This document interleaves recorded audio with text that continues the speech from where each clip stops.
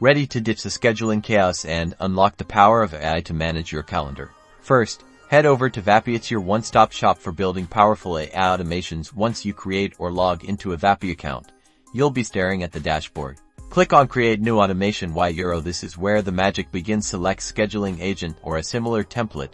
Depending on your Vapi's interface, this template will provide a great starting point for your project. Now, personalize your bot. The next step involves defining the core function of your AI agent. Think about what tasks this AI should handle, such as booking appointments and more. You'll need to configure how your AI interacts with the user, including details like the scheduling process. Next, integrate the agent with your calendar service, whether it's Google Calendar, Outlook, or whatever you use daily. This connection allows the agent to check for availabilities, ensure appropriate permissions so the schedule agent can successfully integrate your calendar.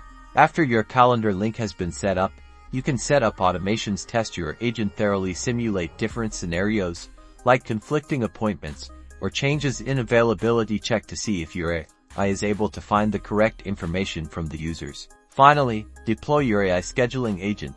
Once deployed, your AI agent will start its job sending your assistant messages, checking your calendar, and making sure everything is in order. Congratulations on your schedule assistant.